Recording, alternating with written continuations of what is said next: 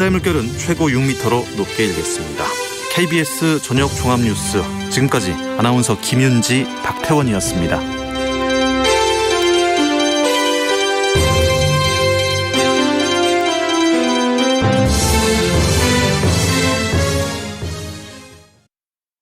지금 시각은 7시 20분입니다. KBS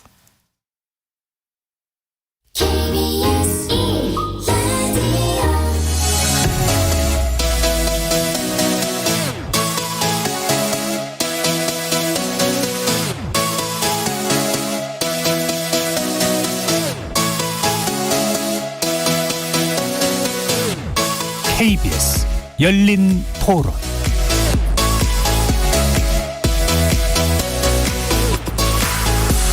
안녕하십니까. KBS 열린 토론 정준희입니다.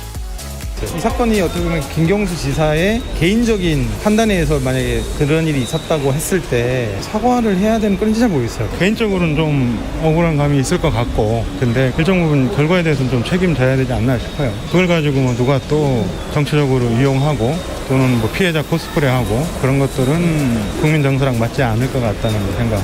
청와대는 당사자가 될 수도 있으니까 뭐 그게 맞다면 사과할 필요도 있겠죠. 그냥 여야를 떠나가지고 뭐 잘못을 했으면 처벌받는 게 당연한 결과고, 뭐 처벌을 통해 가지고 자꾸 그런 거에 대한 경각심을 느끼기 때문에 아무래도 좀 조심하겠죠. 줄어들거나 아니면 없어지거나. 인터넷이 있고 기사가 있는 한 또 생길 것 같기는 해요. 아무래도 요즘 사람들이 기사 보고 댓글에 되게 여론이 많이 휩쓸리니까 제일 쉬운 방법이 아닐까요? 후보 입장에서는.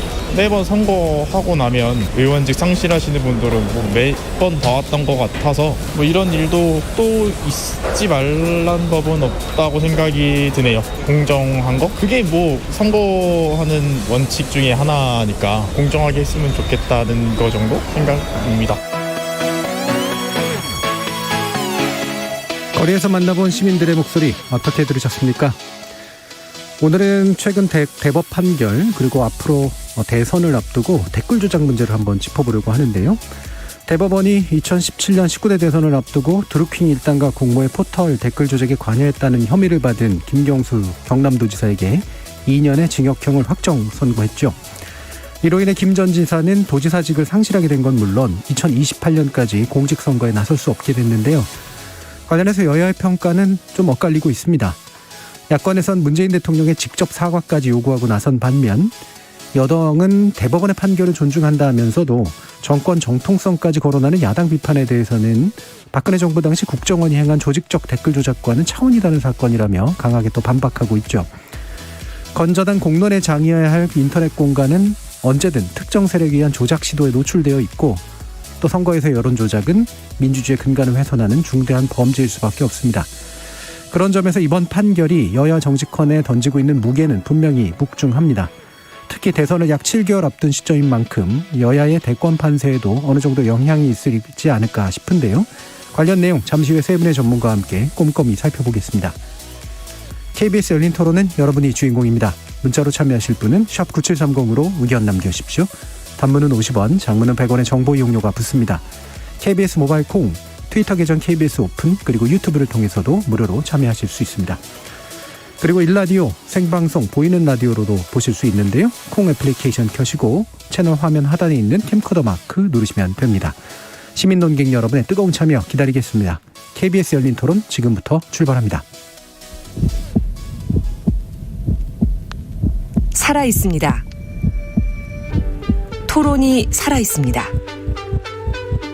살아있는 토론, KBS 열린 토론. 토론은 라디오가 진짜입니다. 진짜 토론, KBS 열린 토론.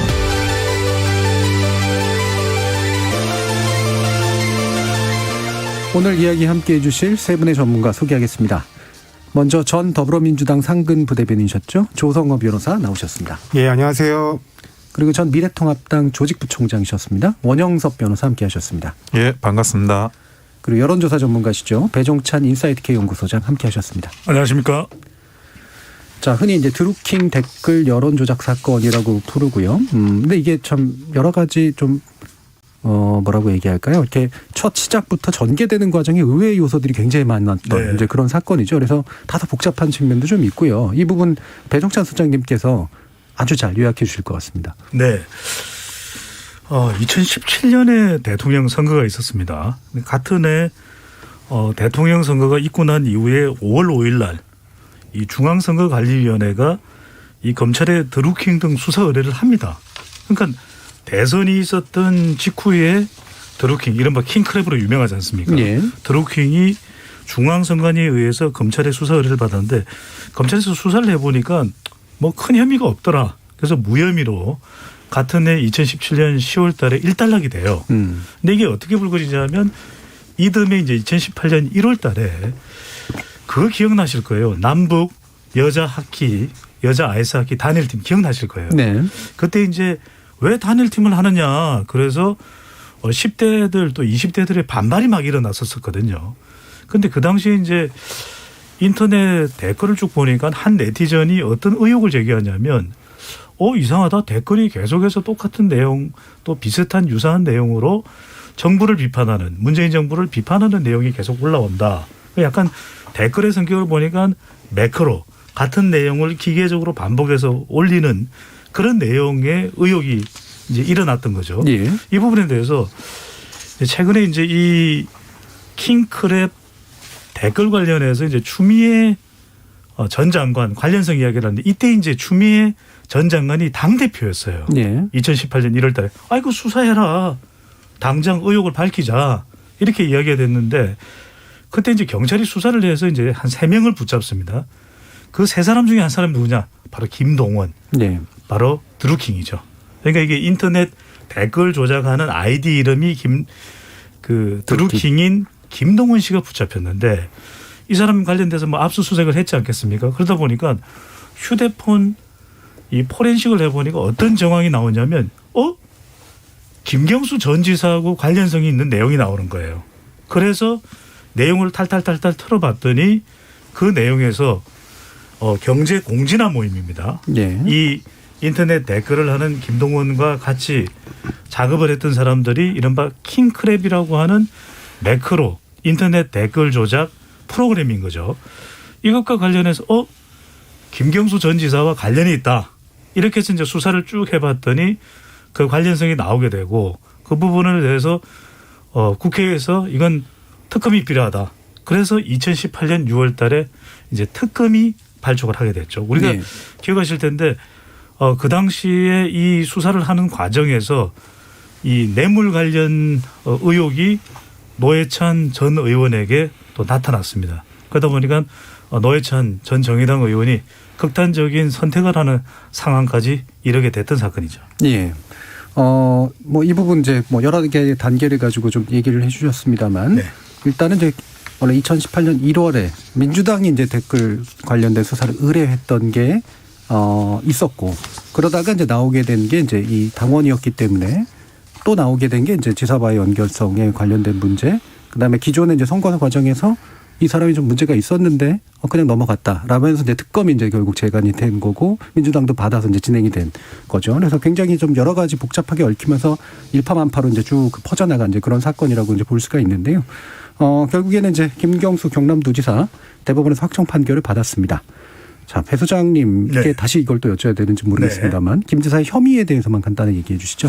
두 가지입니다. 하나는 이제 업무 방해 혐의고 하나는 이제 공직선거법 위반인데 수사가 이제 특검에서 쭉 진행이 되다가 2019년 1월 30일 날 김경수 지사에 대해서 댓글 조작 징역 2년에 법정 구속이 됐고요. 네. 또 공직선거법 위반으로 집행유예가 이제 선고가 됐습니다. 그러니까 이제 업무방해 혐의는 댓글 조작에 관여를 했다라는 거죠. 1심에서부터 이제 쭉 제기된 것은 판결에 네. 포함이 된 것은 적어도 드루킹의 시연 관련돼서 김경수 전 지사는 내용을 알고 있었다. 관련이 있다.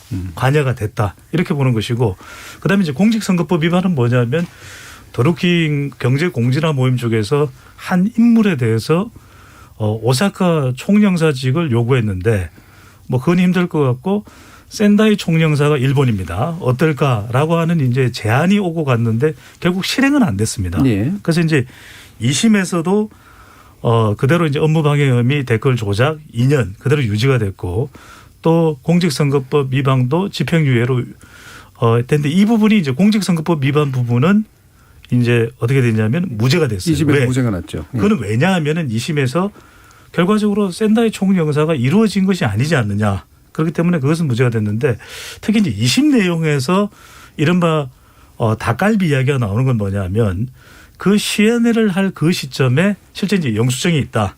그래서 닭갈비를 주문을 했고 그 닭갈비를 먹었기 때문에 이것은 실질적으로 그 시연회를 볼 수 있는 물리적 환경이 안 됐다. 예. 이게 이제 김경수 전 지사 쪽에서 주장을 하는 건데 특검에서는 어떤 수사를 했냐면 당시에 같이 있었던 경제 공진화 모임의 사람들에게 계속 물어본 거예요. 예. 전역을 그렇다면 시연회가 있을 때 전역을 김경수 전 지사와 함께 했느냐. 근데 경제 공진화 모임 회원들의 일관된 답변은 같이 한 적이 없다. 우리는 같이 식사를 하지 않았다. 이렇게 이야기되면서 어떻게든 저떻게든 시연회를 알고 있었다. 관여됐다. 이렇게 되면서 최종 대법원 선고 내용은 2심과 그대로 결정이 났습니다. 예. 그러니까 대법원은 결국 2심 판결을 그대로 인정을 해서 예. 그 업무방해 혐의에 대해서는 2년의 실형, 그다음에 공직선거법 위반 혐의에 대해서는 무죄를 유지하는 네. 이제 그런 결론이 나왔습니다. 자, 그래서 확정 판결이 된 셈이니까요. 이에 대해서 이제 정치적인 시각도 있을 테고 또 법률적인 시각도 있을 텐데 두 가지 다 아마 말씀 주실 수 있을 것 같아요.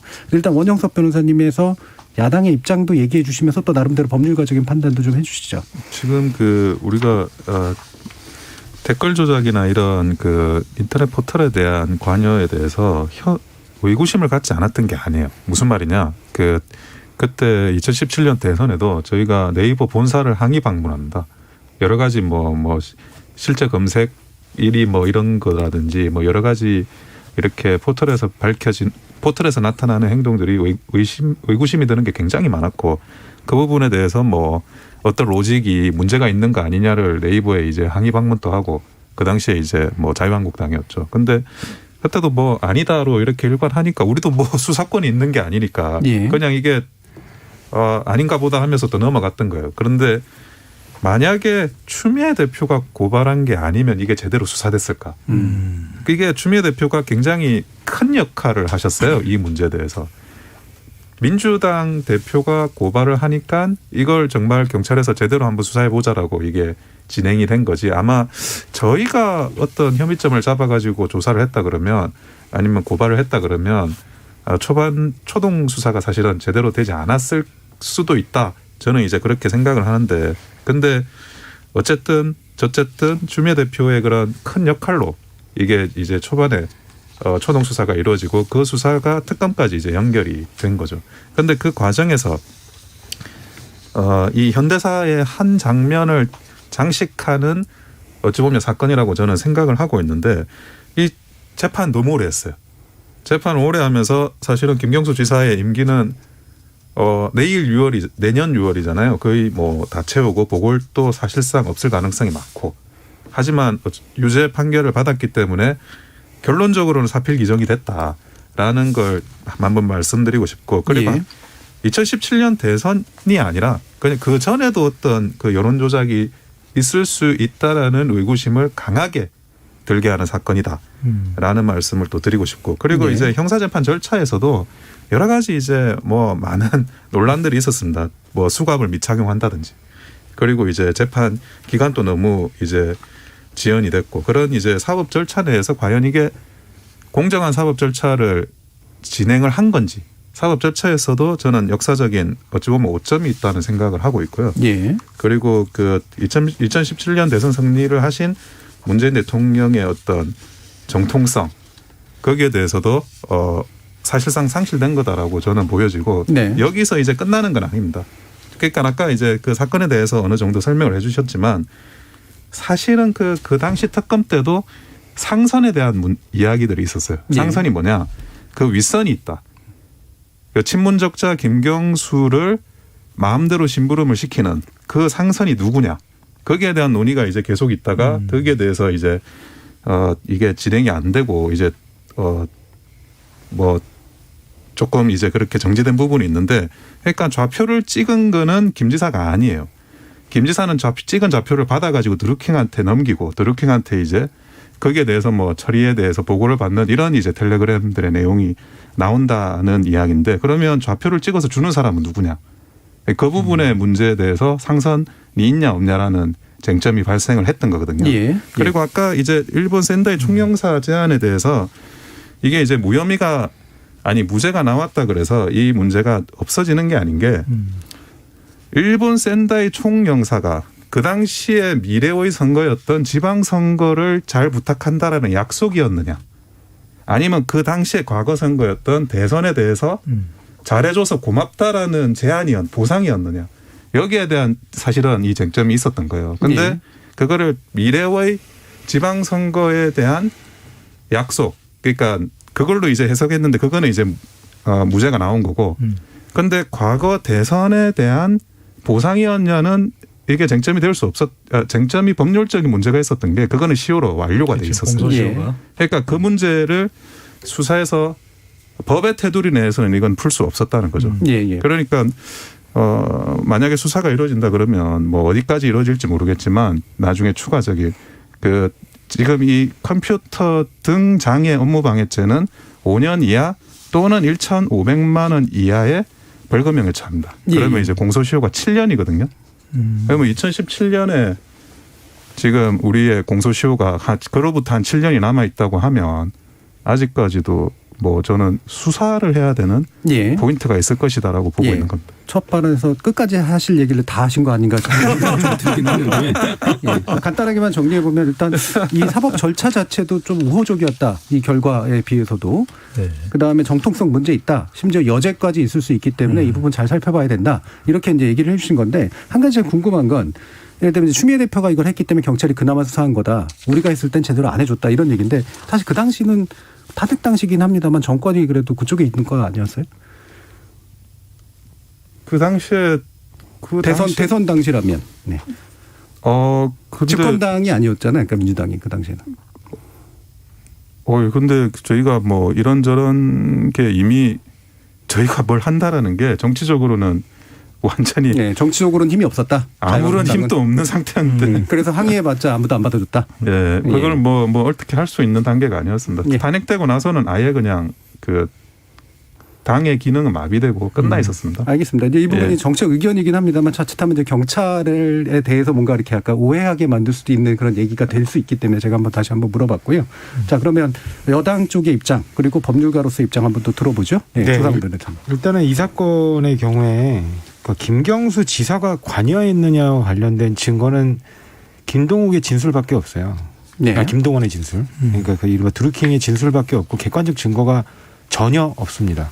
그러니까 그냥 둘 사이에 SNS 그러니까 이른바 문자 카톡 같은 걸 좀 하는 사이라는 거 외에는 이게 구체적으로 이런 왜냐하면 찬성 반대 이렇게 눌러달라는 것 자체가 불법이 아니거든요.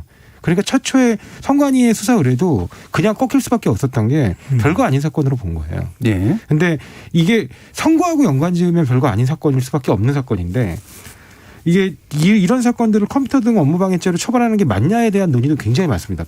이 법조계 내부에서는. 예. 그냥 사람이 하는 건 괜찮은데 사실 기계적으로 했냐 안 했냐가. 네, 그렇죠. 근데 이게 왜 문제가 되냐면 실질적으로 포털이라는 그 네이버나 다음 같은 포털 업체들이 그걸 오히려 즐겨요. 네, 방치하고. 네, 방치하고 즐깁니다. 왜냐하면 이게 이른바 댓글 장사라고 저희가 표현하는데 댓글에 막 찬반이 막 그게 막 좋아요, 나빠요, 뭐 이런 게 많으면 많을수록 사람들이 그 댓글 자체에 관심을 갖게 되고 댓글 서비스를 제공하는 건 포털만 하거든요. 네. 이 언론사들이 언론사 페이지에서 그게 잘 활성화되지 않습니다. 그러면 결국에는 해당 언론사 페이지를 직접 가는 게 아니라 포털을 통해서 언론사 기사를 읽게 되는 구독률이 높아지게 되고 이렇게 되면 결국에는 그 포털의 페이지 뷰가 올라가기 때문에 광고 단가가 올라가게 되거든요. 네. 그러니까 이런 것들 때문에 사실상 방치하고 있는데 이걸 업무방해다? 오히려 자기들이 유도하고 방치한 측면이 있어요. 근데 포털이 피해자라는 걸로 이번에 결국에 대법원이 결정이 냈거든요. 네.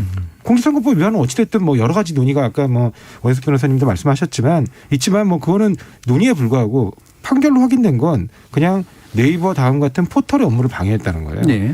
과연 포털이 그걸 방해했다고 인식조차 하고 있는 것이냐. 그 사람들이 과연 피해자라고 얘기할 수 있는 것이냐부터 이 사건은 좀 이상한 사건입니다. 예.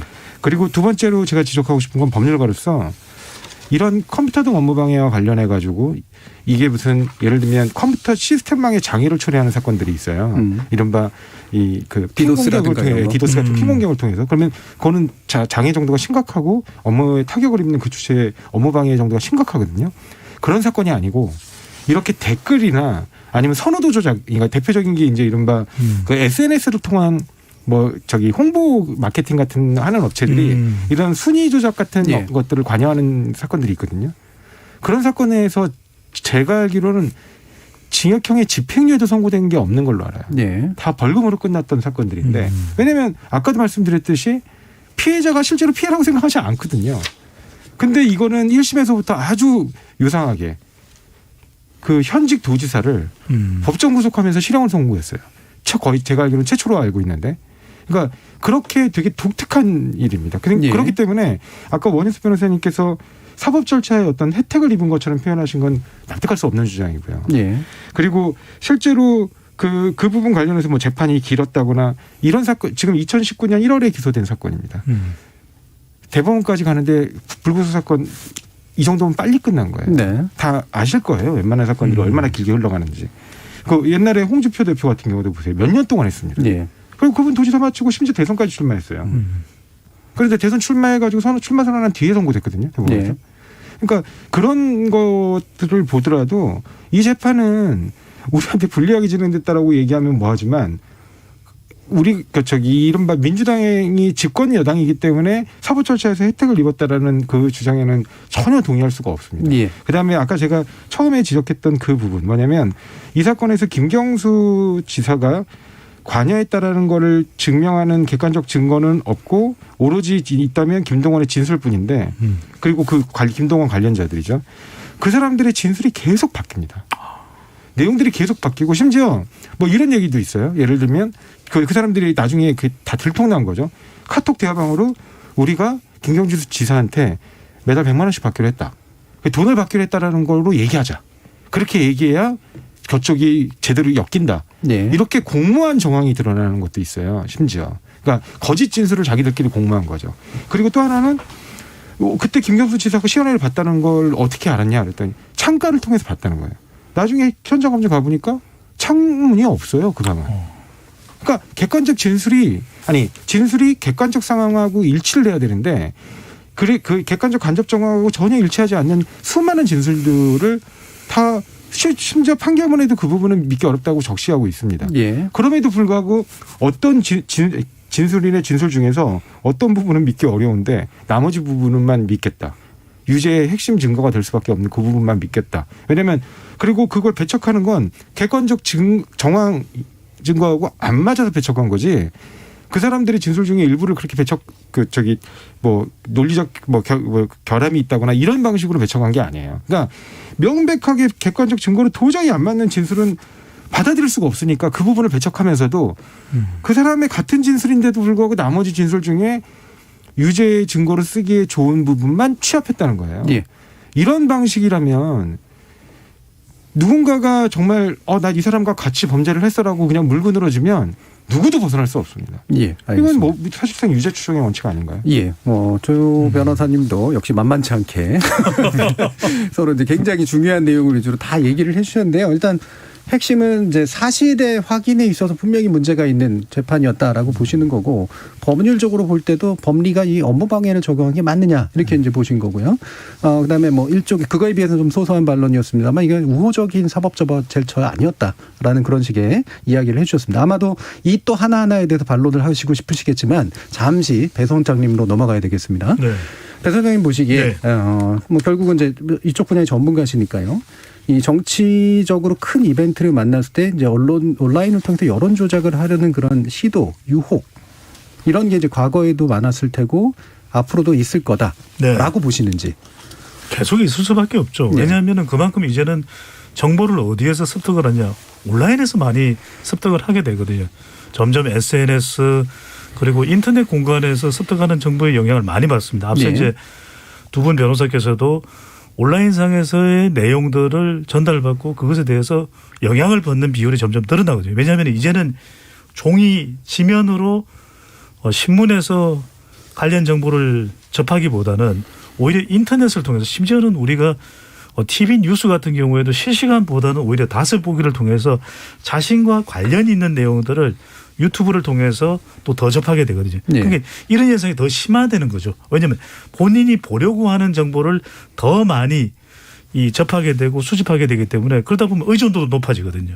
그리고 또 이런 경로를 적극적으로 활용하는 것이 또 선거를 하게 되는 후보자의 또 치명적인 유혹입니다. 예. 그러니까 온라인을 통해서 더 많은 사람들에게 SNS를 통해서 더 많은 유권자들에게 개인의 정보, 나의 강점도 전달하지만 내가 가지고 있는 후보자로서의 선거 비전도 전달하지만 더 치명적인 유혹을 느끼는 것은 상대방의 약점이거든요. 예. 그게 그대로 선거에서는 결정적인 영향을 줄 수가 있습니다. 그러니까 지금도 그래왔지만 눈에 보이지는 않지만 왜냐하면 그걸 드러내놓고 하는 후보는 없는 거죠. 네.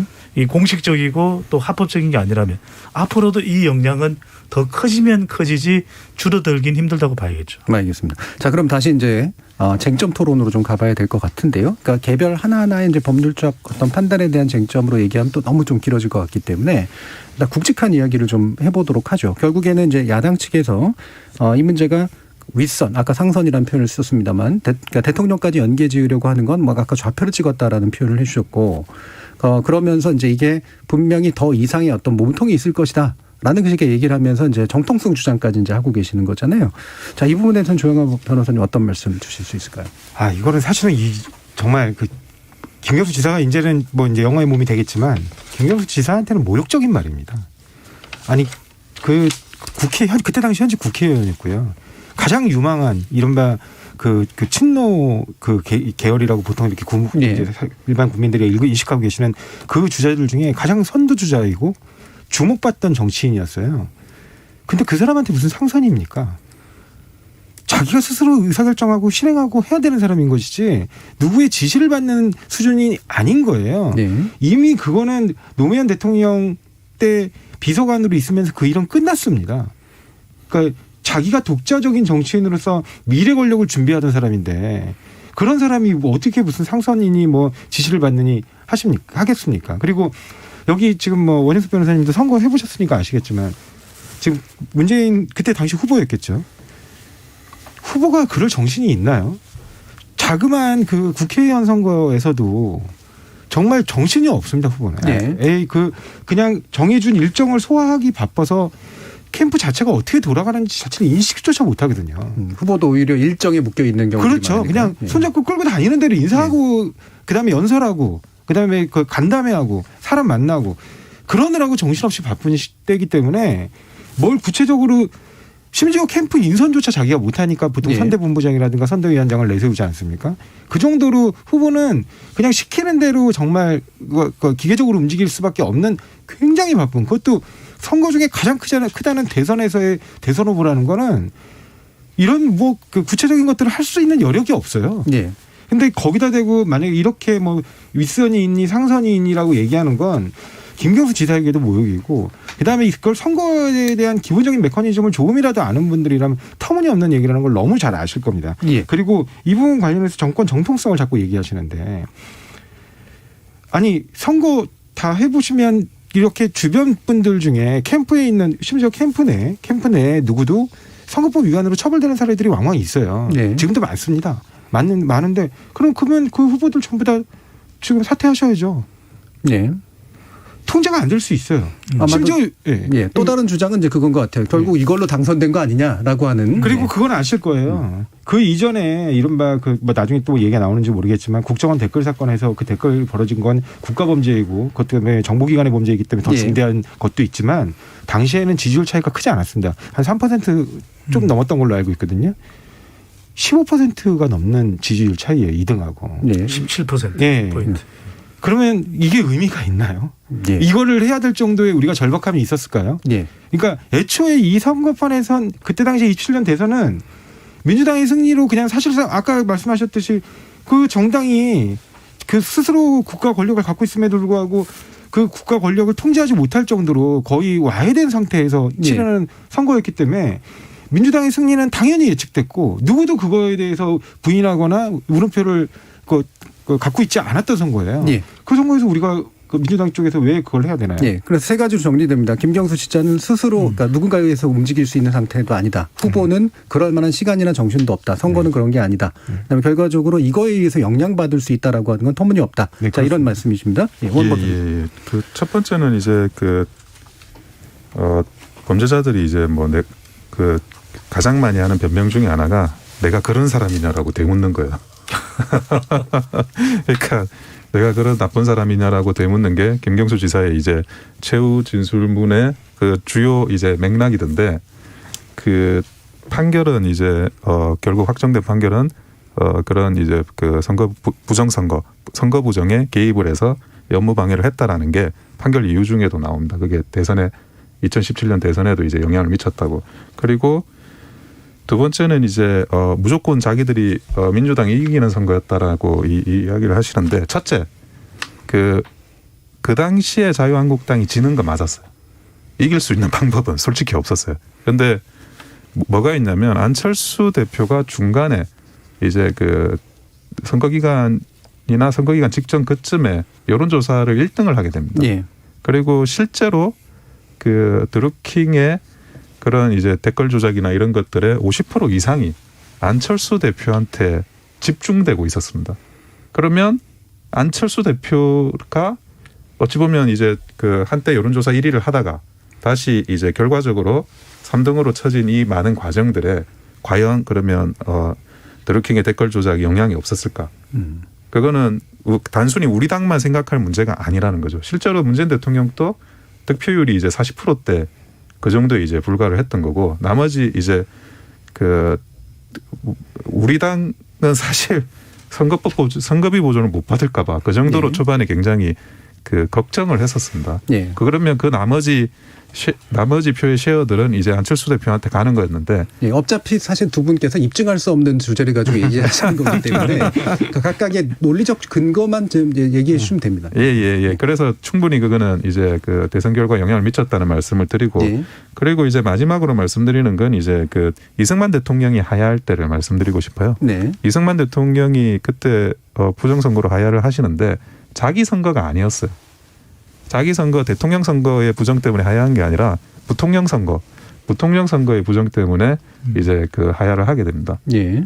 그렇기 때문에 이 문제를 가지고 뭐 상선이 아니면 아무 문제가 없다라는 식으로 이렇게 접근하시는 것도 우리가 그동안의 헌법 역사를 봐도 그거는 사리에 맞지 않다라고 말씀드리고 싶습니다. 제가 짧게만 말씀드리면 아까 말씀하신 그 이승만 대통령의 하야와 관련해서는 정부 통령 선거가 같이 있었던 거고요. 물론 그 부분 말씀은 맞을 수도 있지만 그 선거 부정보다도 더 중대했던 건 선거 부정을 덮기 위해 국가 권력을 조직적으로 쓰면서 시위들을 탄압하고 그 과정에서 무고한 생명들이 죽고 그런 일이 벌어졌기 때문에 하야가 된 것이지, 그 단편에 딱 그 부분만으로 대통령이 하야에 이르게 된 건 아니에요. 네. 하야시킨 건 4.19죠. 예, 4.19처럼 일어날 거냐 말 거냐의 문제는 일단 좀 지켜봐야 될 것 같고요. 다시 또 한 가지 쟁점, 요건 짧게만 얘기해 주셨으면 좋겠는데, 왜냐하면 배 소장님께서 많이 기다리시니까. 자, 아까도 이제 잠깐 조 변호사님께서 얘기해 주신 것처럼 지금 이제 야당의 주장에서 보면은 국정원 댓글 조작에 관련된 문제까지도 얘기가 나오는데, 이제 송 대표 같은 경우에는 이건 분명히 구조적으로 다른 문제다라는, 이제 중점이 다르다라는 얘기를 해주셨잖아요. 그 부분 말씀 좀 해주시죠. 네. 사실은 그 국정원 사건 같은 경우에 심각성은 뭐냐면, 과거 우리가 아주 오랫동안 그 선거를 거쳐오는 동안 정보기관과 군의 조직적인 선거 개입의 폐해가 얼마나 심각했는지 많이 경험을 했어요. 네. 그 경험의 결과가 지금의 공직선거법입니다. 엄청 촘촘하고 전 세계 어디에도 없을 정도로 꼼꼼하고 촘촘하고 빠져나갈 구멍이 없는 아주 디테일하고 세세한 부분까지도 다 규제하는 법이 지나칠 정도로까지 하죠. 네, 그래서 오히려 자꾸 위헌성 논란이 나와서 헌재에서 여러 차례 위헌 결정이 내려진 바가 있어요. 일부 조항들에 대해서. 그 정도로 탄탄하고 꼼꼼하게 되어 있습니다. 그런데 그런 것들을 다시 한번 군사정보시설로 되돌려서 잠타는 사건이고요.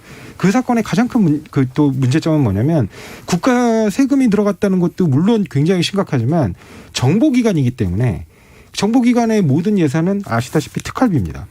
검증이 안 돼요. 그러니까 그 검증이 안 되는 것으로 나라의 국가 안보를 지키라고 그렇게 보호해줬던 건데 그걸 가지고 정말 자기 쌈짓돈처럼 선거 조직을 위해서 썼다는 거예요. 그래서 전혀 드러나지 않게 예. 이런 국가범죄 심각한 정보기관의 폐해와 관련된 범죄를 이거 민간인 어디 지금도 뭐 이렇게 아까 그 심각성을 얘기하셨겠지만 지금도 어느 순간 어디선가는 누군가가 돈을 주고 이런 사건들을 의뢰할 수도 있고요. 그다음에 이런 선거뿐만 아니라 다수의 마케팅 전략 등에서도 막 씁니다. 그러니까 그래서 대부분의 경우에는 벌금형으로 끝나는 사건들이고요. 근데 그런 사건들하고 이 사건을 같이 그러니까 지지자 그룹에서는 심지어 후보도 모르게 하는 경우도 많아요. 내가 그 후보를 어떻게든 당선시켜 내겠다는 욕심 때문에 그러니까 그렇게 벌어지는 그냥 민간인 사이에서 자기들이 돈을 주거나 아니면 기타 방식 등으로 그 선거 부정을 저지른 사건하고 국가기관에 의해 조직적으로 움직여진 사건을 동급으로 대치시킨다? 그거는 민주주의에 대한 기본적인 견해에 어떤 심각한 결함이 있는 거라고 생각합니다. 뭐 제가 어느 쪽을 편드는 건 아니지만 사실은 이제 국가기관이 한 것과 민간이 한 거는 물론 정치권이 연관됐을 수는 있겠지만 이게 확실히 좀 달라 보이는데 심지어 동급 내지 더 심한 문제다라고 또 발언하시는 분들도 있는데 야당의 그런 생각은 어떤 이유 때문입니까? 지금 드루킹이 조작했다고 지금 알려지고 있는 댓글의 개수가 8,800만 개입니다. 그리고 국정원에서 이제 댓글 달았다고 하는 게 한 14만 개 정도 지금 알려지고 있는데 근데 8,800만 개와 14만 개 이게 두 개 중에 어떤 게 더 이 선거에 큰 영향을 미쳤을까? 이거는 뭐 단순히 산수만 해봐도 너무나 자명하게 알 수 있는 문제라고 저희는 생각을 하고 있고요. 결국 양쪽 비교를 통해서 그런 기대를 하시는 거네요. 예. 그리고 그 결국에는 드루킹이라는 거는 이제 일종의 매크로 시스템이라는 걸 사용을 하지 않았습니까? 이 매크로 시스템이라는 거는 그 과연 이게 사람 수의 단순한 문제를 넘어가지고 아마 8,800만 개보다 더 많은 건수들이 계속 더 매크로만 집어넣고 프로그램만 세팅해 놔면 될 수 있기 때문에 더 큰 범죄로 확장이 될 수 있는 그런 사건이었습니다. 결국 이제 국정원 댓글도 잘못된 거죠.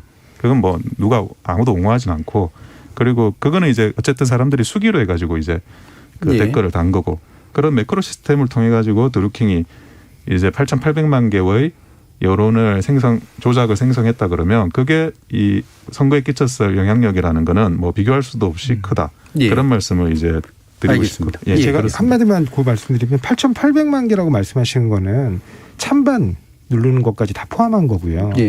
지금 그 국정원 14만 개 댓글은 댓글이 114만 개라는 겁니다. 그리고 매크로 프로그램을 이용 안 하셨다고 좀 착각하시는 것 같은데 거기도 매크로 프로그램 썼어요. 알파팀에서. 그리고 거기에는 어마어마한 예산들이 들어갔고요. 그다음에 이 8,800만 개와 관련해서 실제로 재판에서 쟁점이 됐던 게 뭐가 있냐면 그중에 한 30% 가까이가 안철수 당시 후보에게 좋아요 누른 것들도 들어가 있는 거예요. 그래서 그거는 빼줘야 되지 않냐. 그랬는데 전체적으로 보면 매크로 프로그램이라는 이른바 킹크랩으로 구동이 돼가지고 거기에 활용된 아이디들에 의해서 눌러진 거니까 이 안에 왜냐면 이게 아까도 말씀드렸지만 선거법 위반이 쟁점이 아니고요. 업무방해가 쟁점이거든요.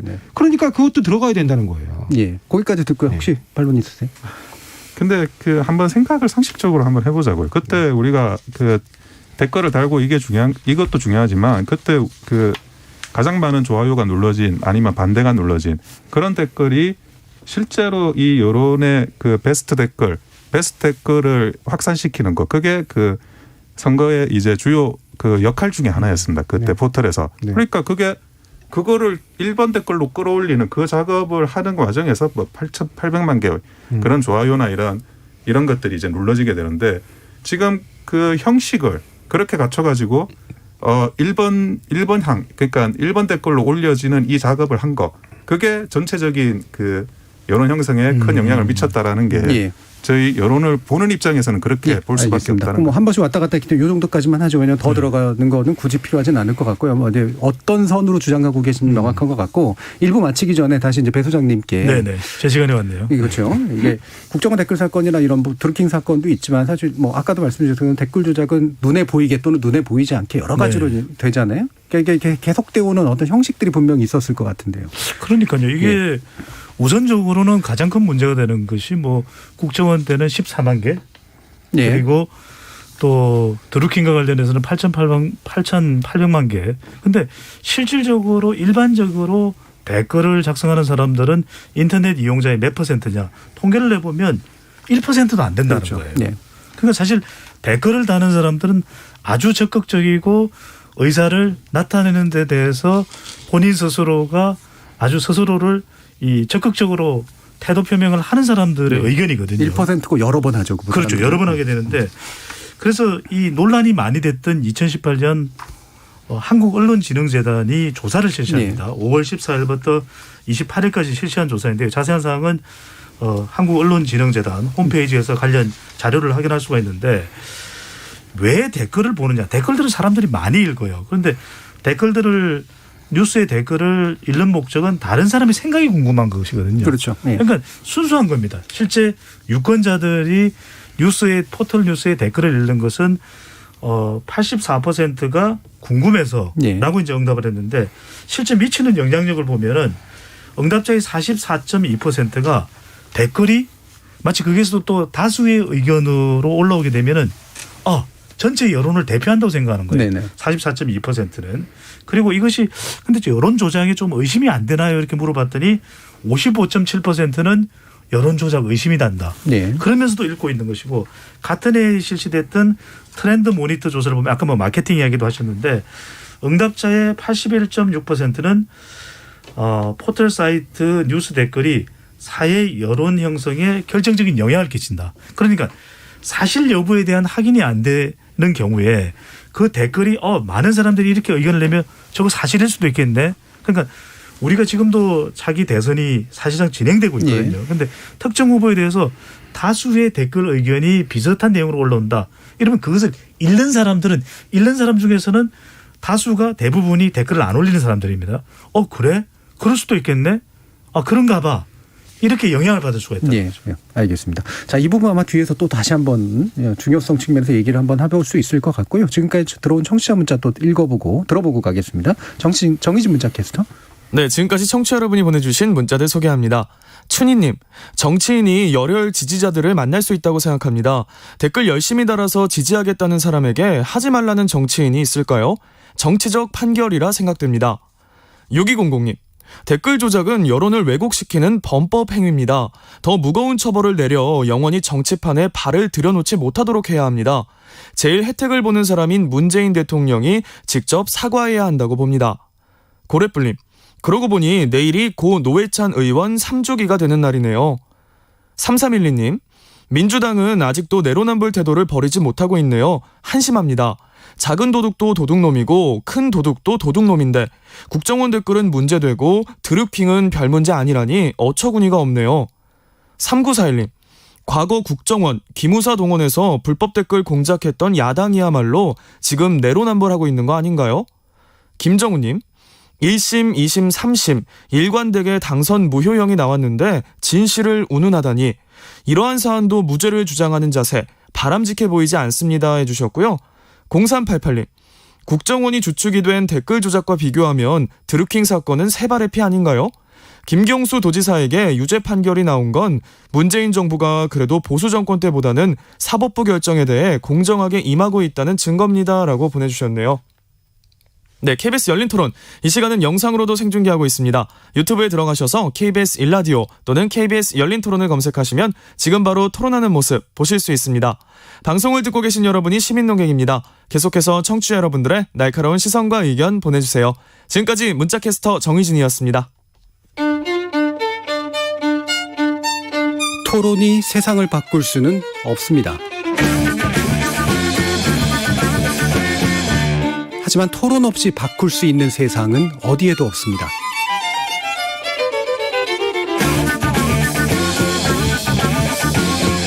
세상의 선한 변화를 갈망하는 당신. 정답이 아니라 질문의 힘을 믿는 당신. 우리 KBS 열린 토론에서 만납시다.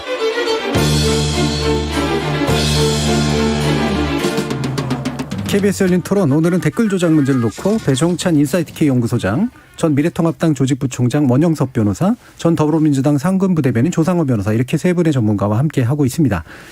자, 이제 2부에서는 이제 이게 향후 어떤 정치적 영향이 있을까라고 하는 부분에 대한 뭐 진단 내지 주장에 관련된 이야기들 아마 풀어볼 텐데요.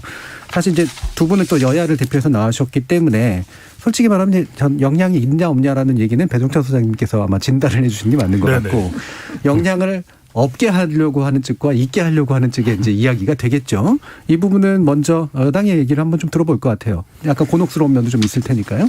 예. 뭐 근데 사실은 이게 만약에 김경수 지사가 이번에 대선에 예를 들면 경선 과정에 참여를 했다거나 그랬으면 정말 큰 혼란이 생겼을 수는 있을 텐데. 예, 후보라든가 이랬다면. 예, 그렇습니다. 근데 실제로 그런 경우가 아니어서 사실은 뭐 이 대선 자체에 큰 영향은 별로 없을 거라고 봅니다. 예. 오히려 대법원도 그런 점도 괜히 오해 소지가 발생할 우려가 있으니까 그런 점들을 고려해서 나름 굉장히 빠른 속도로 심리해서 이 판결을 좀 빠르게 낸 것 같은데 예.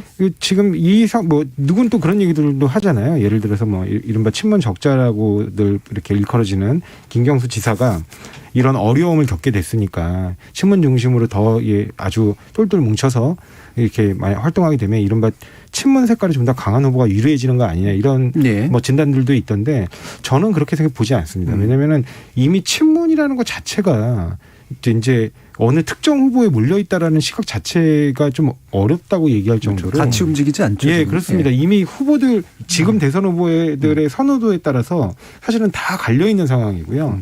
그다음에 이 김경수 지사와 관련된 이 판결에 대해서 사실은 그 논리적으로 그러니까 이번에 법원에서도 입장을 밝혔던데 판사 자체를 공격하는 건 잘못이죠. 그건 사법부 독립을 위해서 절대 바람직하지 않습니다. 예. 그렇지만 대법원 판결이라고 해서 비판의 대상이 될 수 없다는 것 또한 말이 안 되거든요. 네. 왜냐하면 언제든지 논리적인 비판을 그래서 법리적인 비판이라면 몰라도 판사 개인에 대한 공격은 자제해달라고 법원도 입장을 밝혔고요. 만약에 확정 판결이라고 해서 비판하지 못한다면 그 많은 재심 사건으로 무고한 사건들이 다시 어떻게 밝혀질 수 있겠습니까? 예. 그러니까 그런 걸 보더라도 판결에 실질적으로 문제점이 있다면 앞으로 이러한 문제점 있는 판결들이 선고되지 않도록 하기 위해서 어떻게 제도를 변화시켜야 될지 고민해야 되는 게 바로 정치권의 몫이기 때문에 그런 부분들까지 딱 입을 틀어막는 건 그 자체로도 표현의 자유를 침해하는 거고 민주주의 제도에 맞지 않아요. 그래서 그런 부분들에 대해서 동의할 수 없는 여러 가지 부분을 지적하는 것이고요. 그거에 대해서는 제가 볼 때 지금 민주당 후보들 사이에 의견 차이가 없는 걸로 알고 있습니다. 네. 그렇기 때문에 이번 경선에서 이게 큰 변수로 작용한다거나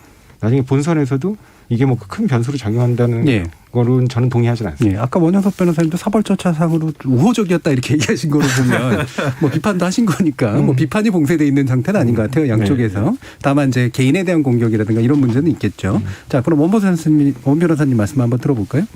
사실은 이거는 민주당 내부 문제라서 저희가 바라볼 때는 이제 뭐 전반적으로는 어떻게 될지의 민주당의 상황에 우리는 이제 대응을 하는 거거든요. 예. 예를 들어 야권의 반사이익도 있을 테니까. 반사이익이라는 부분도 이제 현재로서는 크지만 그거는 이제 궁극적으로는 고루 이제 발생하는 부분이고 야권 전체에서는 사실 그 내부에서 그러니까 김경수 지사의 이런 현재의 이제 친문이 구심점을 잃는 그런 상황에 대해서 누가 득실을 보느냐.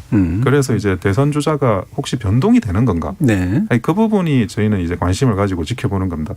친문이 이제 많이 이제 분기됐다는 것도 저희도 이제 그렇게는 보고 있는데 적어도 야당에서 보기에는 반 이재명인 거는 확실하지 않냐 하는 정도는 저희가 인식을 하고 있어요. 반 이재명 전선이 그러면 구심점이 없다. 예를 들어 뭐 그 김경수 지사가 현재로서 피선거권 박탈이 이제 큰 거거든요. 당분간 이제 그 선거에 나갈 수 없는 그런 상태. 그리고 이제 그 정당에 가입이 돼서 활동할 수 없는 그 상태에서 그 구심점이라는 게 저희도 탄핵의 과정을 거쳐봤지만 구심점이 없으면 이 구심점을 한번 회복하려니까 이게 너무 힘든 거예요.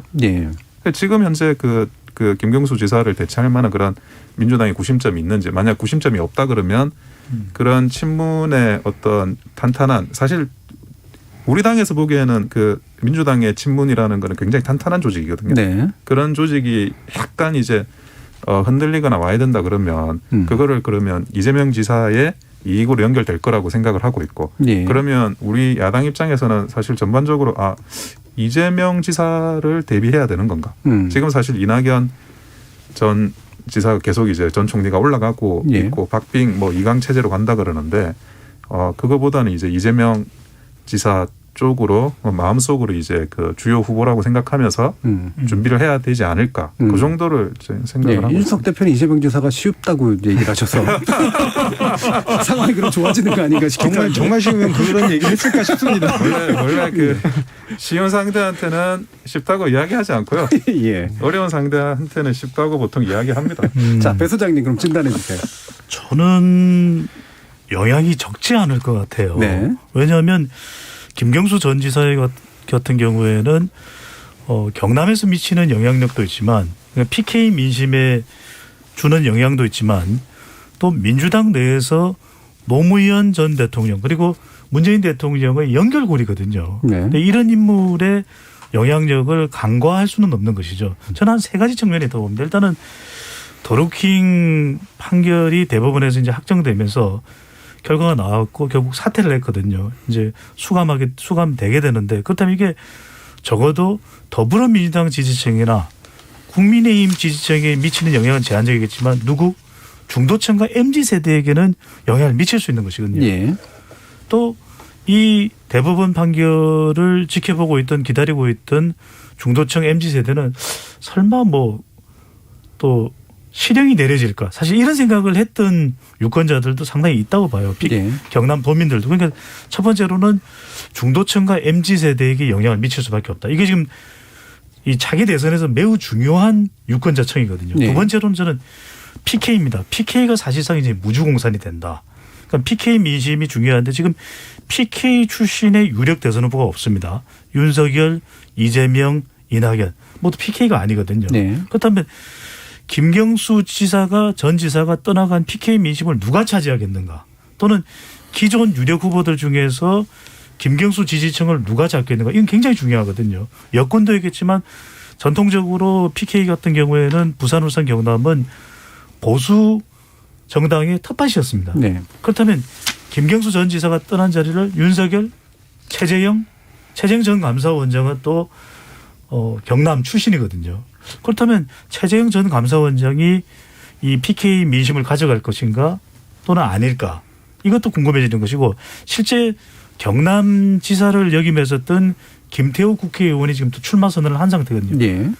김태호 국회의원이 누구냐 하면은 지난 지방선거에서 김경수 전 지사와 맞붙었던 인물이에요. 지사직을 놓고서. 그러니까 이것도 상당히 민심에 영향을 줄 수. 마지막으로 뭐냐면 앞서 말씀하시기에는 마치 이낙연 후보보다는 이재명 후보가 더 유리한 것처럼 이 김경수 전 지사 건이 그렇게 말씀하시면 그건 알 수가 없는 거죠. 왜? 네. 김경수 지사 지지층은 친문 성향이 상당히 강한데 이들이 누군가를 선택할 겁니다. 이재명이든 이낙연이든. 저는 이게 본경선에서 아주 중요하다고 봐요. 이들이 누구를 지지하느냐 누구에게 힘을 실어주느냐에 따라서 이낙연, 이재명 두 사람 중에 한 사람이 최종 본선 후보가 되는데 미치는 영향이 적지 않기 때문에 저는 김경수 전 지사 지지층이 지금 갈 곳을 잃었거든요. 그렇다면 문재인 대통령을 중심으로 결집되어 있던 이들이 이재명 쪽으로 가느냐 TK 출신의 아니면 호남 출신의 이낙연 전 대표 쪽으로 가느냐. 네. 저는 그래서 김경수 전 지사의 이 선거권이 그리고 지사직에서 물러난 것이 저는 대선에 미치는 영향이 또 하나의 중요 변수가 됐다고 봅니다. 예. 그 전 경남지사 했던 분 중에 유력 후보 얘기 안 하신 분 한 분 계시네요. 그러니까요. 그래서 지금 제가 지금 그 당에서 가장 높으신 분 아닌가요? 그러니까 요거를 제가 왜냐하면 예. 약간 제가 조금 여지를 남겨두잖아요. 예. 그래서 이제 경남지사를 역임했었던 홍준표 의원도 예. 이 빈틈을 이제 비집고 들어가겠다라고 하는 보관이 있을 테고 또 한 명이 누가 중요하냐면 여권 경선에서 이재명, 이낙연 두 후보는 누구의 마음을 잡으려고 하겠습니까? 김두관이죠. 예. 김두관 후보의 전 경남지사거든요. 김두관 후보의 마음 잡기 이른바 김두관 쟁탈전이 시작될 수 있다고 예. 그래서 그런지 뭐 끝나고서 강한 발언하신 분 중에 하나가 김두관 후보고 네. 홍준표 후보도 또 꽤 강한 발언을 하시긴 했었어요. 그렇죠. 그런 다 복심이 있는 거죠. 예. 그럼 혹시라도 뭐 이 부분에 좀 짧게라도 얘기하실 게 있으시면 짧게는 예. 하나밖에 없는데 예. 알고 보면 김태호 의원님도 전 경남지사입니다. 네. 그게 제가 아까 언급하셨던. 예, 그런데 그분은 이제 여러 가지로 경남에서 조금 더 이제 파이팅을 또 많이 하시지 않을까 하는 기대를 가지고 있습니다. 예. 말씀하신 것처럼 이른바 김경수 지지하셨던 분들이 어디로 가냐 이런 부분에 대해서는 저는 이미 결정이 됐다고 보거든요. 왜냐하면 이분이 만약에 경선을 참여했다면 모르겠는데 경선에 참여를 안 했기 때문에 아까도 말씀드렸듯이 이른바 친문이 각 대선 주자로 분화됐어요 이미. 그래서 저는 영향이 좀 크지 않다고 봤던 것이고 그다음에 김경수 지사의 경우에는 이제 결국에는 지금 우리 대선 후보들 중에 누구도 김경수 지사에 대한 안타까움이 없는 분들이 없어요. 개인적으로도 다 인연이 있고 친분이 있는 것으로 알고 있습니다. 그래서 그런 부분들이 있기 때문에 요 변수, 그러니까 김경수 지사가 만약에 누굴 지지 선언한다면 그 영향은 있겠죠. 그렇지만 그런 게 아니라면 결국 유죄 선고 때문에 뭐가 달라질 것 같지는 않다. 심지어 본선에서도 아까 누군가 그 청취자분께서 말씀하셨던 것 같은데 본선에서도 중도층이 볼 때 이 정부 문재인 정부에서는 적어도 사법부가 나름 정치 권력으로부터 독립해 있구나라는 인상을 주기에 충분한 판결이었다라고 저는 이분 김경수 지사 본인에게는 안타까운 사건이겠지만 그렇게 볼 수 있는 또 사건이기 때문에 본선에서도 큰 영향력은 없지 않을까. 저는 조금 다른 차원이 왜 두 가지 차원이냐면 하나는 우선 김경수 지지층이 왜냐하면 이게 분화가 돼버리면은 집단적 조직화도 되지 않고 세력화가 약화되거든요. 왜냐하면 뭉쳤을 때 더 결집된 힘을 발휘할 수 있어요. 영향력이 발휘가 되는 것이고 그렇기 때문에 저는 김경수 전 지사의 지지층들은 이재명과 이낙연 후보 중 누가 더 문재인 대통령과 잘 연결되나 이른바 문재인 대통령 이 정권 2기의 성격을 뚜렷하게 할 수 있을까. 저는 이 점을 본다고 보고요. 또 하나 중요한 것이 적어도 문재인 대통령이 김경수 전 지사를 위해서 현 정권에서 사면 카드를 빼내는 그건 불가능하다고 봐요. 그렇다면 차기 정권을 민주당 정권이 가져갈 경우 가정입니다. 가져갈 경우에 김경수 전 지사의 사면가 나중에 이를 수도 있습니다. 그럴 때 누가 더 관계성이 가까울 수 있느냐. 누가 더 과감하게 그런 관계를 맺을 수 있느냐. 이것을 지켜보는 또 생각하는 김경수 지사의 지지층들은 얼마든지 움직일 수가 있는 거죠. 알겠습니다. 자, 요거 그러면 이제 다시 또 댓글 조작 문제로 좀 돌아가가지고요. 어쨌든 대안이 좀 필요한데 아까 이제 조상호 변호사님께서 포털이 다 방치해놓고 이게 무슨 업무 방해야 이제 이런 얘기를 했고 실제로 민주당 내부에서 이런 불만들이 좀 터져나오기도 했거든요.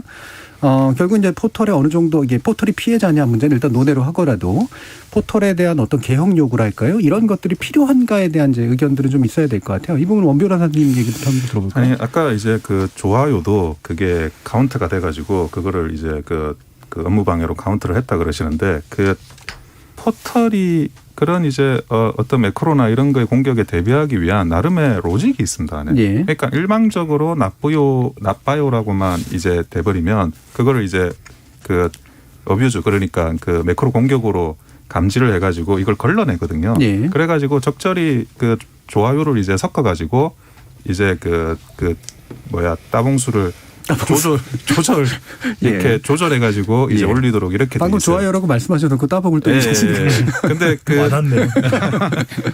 근데 지금 그 로직이 사실은 이게 유출되지 않았을까에 대한 그 의심이 이제 든다는 거죠. 만약에 이제 포털에 대해서 뭐 나중에라도 그 내부에 대해서 이제 조사를 해야 될 필요가 있는데 그 매크로를 막을 수 있는 로직이 있는데 그거를 뚫고 다시 들어온 거거든요. 그러니까 그래서 그 로직을 사실은 네이버나 이런 측에 뭐 어떤 메커니즘에 의해 가지고 이게 그 매크로에 걸려들었느냐 이거를 사실은 알아내는 게 어찌 보면 또 이 전체의 이런 걸 예방하기 위한 핵심이기도 합니다. 그러면 단순히 이게 해킹으로 이게 뚫린 건지 아니면 내부자가 유출을 했는지 그 문제에 대해서 사실은 필요하다면 수사도 필요한 부분이고요. 반드시 이 내부의 문제는 밝혀야지. 왜냐? 이거는 굉장히 기술적인 또 부분이에요. 그러다 보니까 이게 해결이 안 나면 이 문제가 이제 재발될 가능성이 계속 있다는 거죠. 예. 그러니까 네이버로서는 매크로를 막으려고 했다. 근데 그게 뭐 유출이 됐건 아니면 뭐 누군가가 해킹을 했건 간에 그걸 우회해서 성공시킨 거기 때문에 어떤 기술적인 문제가 있었는지 일단 확실하게 알아내야 된다. 그런 쪽이신데요. 조상호 변호사님 어떠세요? 지금 이런 접근이라 그러면 지금 열린민주당의 김의겸 의원이 이른바 알고리즘 검증법이라든가 무슨 아니면은 뉴스 편집권, 뭐 투명성, 그다음에 뭐 뉴스 편집권을 아예 없애버린다든가 이런 부분에 대해서 되게 쉽게 좀 동의를 해주셨으면 좋겠는데 그런 논의는 또 진행이 좀 안 돼가지고 왜냐하면 사실은 언론인으로서 여러 법적 규제도 받고 그 대신 또 취재 환경도 보장받고 그렇게 하는 이유가 결국에는 그러니까 언론이 갖고 있는 사회적 영향력을 고려를 해서 그 영향력이 악한 방향이 아닌 선한 방향으로 움직이도록 사실은 법 제도를 만드는 거 아니겠습니까? 근데 포털은 이른바 언론도 아니고 언론인도 아닌데 뉴스 편집권이라는 뭐 어마어마한 사실은 그 무기를 들고 언론 이상의 능력과 권한을 행사하고 있습니다. 사실은 왜냐하면 뭐 언론인 분들은 누구나 공감하시겠지만 언론 일면에 대형 기사로 실리는 거하고 저 마지막 구석에 중간에 사이사이에 조그맣게 3단 기사로 실리는 거하고 가치가 같겠습니까? 예. 당연히 다를 수밖에 없는데 이른바 첫 페이지에 어떤 기사를 올려줄 수 있느냐를 포털이 결정한다는 건 포털이 그냥 언론사예요. 그것도 메머드 언론사죠. 왜냐하면 190개 수백 개의 언론사들을 자기가 선별해서 그중에 몇 개 선택된 언론사들 등록을 시켜주고 그 등록된 언론사들로 하여금 그 기사를 제공받은 다음에 자기 마음대로 배열할 수 있다면 이만한 언론사가 어디 있습니까? 그러니까 포털은 그런 부분들에 대한 권한을 제거해야 된다는 거예요. 그래서 포털은 말 그대로 포털이 뭡니까? 모든 그 어떤 인터넷 세상에 들어가는 관문 역할이어야 되는 거잖아요. 그러니까 관문 역할만 하라는 겁니다. 그 관문에서 어떤 길로 가라는 이정표까지 자기들이 해오지 말고 문만 열어두라는 거죠. 그러니까 그런 부분에 대한 법 개정에 적극적으로 동의해 주신다면 뭐 굳이 그 알고리즘 문제까지 뭐 파고 들어가서 그거 할 이유가 있겠습니까? 앞으로의 제도 개선이 더 중요한 측면이라면. 아니 이거는 약간 좀 이 입장에 대해서는 약간 한마디 좀 첨언을 하자면 사실은 우리가 우리 당 입장에서는 거기에 이제 권력이 관여하지 않았나라는 생각을 사실 했던 거예요. 첫째는 이제 윤영찬 그때 이제 국민소통 비서관의 현 의원이시죠. 그런 얘기군요. 예. 그때 네이버 임원 하시고 들어오셔가지고는 이제 카카오 뭐 들어와 이런 식의 이제 문자 발송하고 그런 과정에서 어떤 그게 그 권력이라는 존재 거기에 이제 대응되는 포털의 문제, 권력과 포털 이 관계에 대한 그런 저희가 의구심을 사실 가지고 있는 부분이 있었는데 그거를 이제 거꾸로 말씀하시는 것 같아가지고 어쨌든 말씀하시는 대로 그 포털이 진짜 말 그대로 관문으로서 그렇게 만들어지고 행동하기를 바랍니다. 제가 한마디만 말씀드리고 싶은 건 윤영찬 의원이 네이버 임원 출신이에요. 근데 누구도 다 아시겠지만 네이버 댓글의 압도적인 수는 국민의힘 지지자들입니다. 그러면 네이버가 윤영찬 의원이 국민의힘을 위해서 그렇게 뭐 그걸 흘려줬다는 얘기인가요? 그 지지자 쪽에? 그거는 좀 안 맞는 것 같아요. 압도적인 댓글이 국민의힘 지지자라는 건 그거는 아니 지금 포털에 들어가 보시면 알아요. 이른바 다음은 민주당 지지자들이 많고 확인이 안 되시는 거예요. 네이버는 국민의힘 지지자들이 많다는 거는 정설이잖아요. 그 부분은 약간 논점이 좀 다른 문제 같아요. 그러니까 유출을 혐의를 이제 사실은 두신 거고 근데 결과적으로는 누구한테 유리하냐의 문제에 두신 거기 때문에 논점이 약간 다른 문제 같고요. 배종찬 소장님 의견도 한번 좀 간단히 들어볼까요? 그러니까 이게 우리가 뭐 신의 한 수 해법이 있으면 좋은데 더군다나 뭐 언론개혁, 팩트체크, 미디어 전문가 또 우리 정준희 교수님도 계시잖아요. 근데 각가지 아이디어는 많이 나옵니다. 그러니까 2018년부터 지금까지 줄곧 뭐 한 3년여 시간 동안도 여러 가지 아이디어들이 논의가 됐는데 계속 방법들은 또 진화돼요. 그것을 뚫을 수 있는 방법. 그러면 네이버나 다음에서 차단하도록 알고리즘을 만들면 그걸 못 뚫을까? 어떻게든 뚫어내는 거죠. 그 의도만 가지고 있으면 매크로는 진화되는 것이니까. 그러니까 이 드루킹 이후에도 몇 가지 대책들이 나왔었습니다. 뉴스 제목을 클릭하면 이제 포털 사이트에 머무르는 것이 아니라 언론사 사이트로 연결되는 아웃링크 의무화 또 그 외에 이제 댓글도 어느 하나가 계속해서 반복적으로 올라오지 못하도록 댓글을 최신 순으로 정렬하는 것 또 포털 댓글을 아예 폐지하자. 최근에도 예능 관련되는 뉴스는 댓글 못 달게 하잖아요. 그다음에 또 하나는 이제 인터넷 실명제를 도입하자. 그런데 표현의 자유도 있거든요. 그래서 계속 막는다고 해서 그럼 꽃관문을 못 열 것이냐. 나쁜 의도를 가지고 있으면 분명히 할 겁니다. 그래서 저는 오히려 중요한 것이 좀 자정작용, 자정능력과 정화작용을 더 두텁게 하는 것이 필요하지 않을까. 그동안 계속해서 우리가 여야의 누구에게 더 유리하고 불리하고를 떠나서 이제는 단순한 언론 개혁이 아니라 디지털 미디어 개혁이 필요하다. 예. 왜냐하면 의견은 좋습니다. 하지만 근거 있게.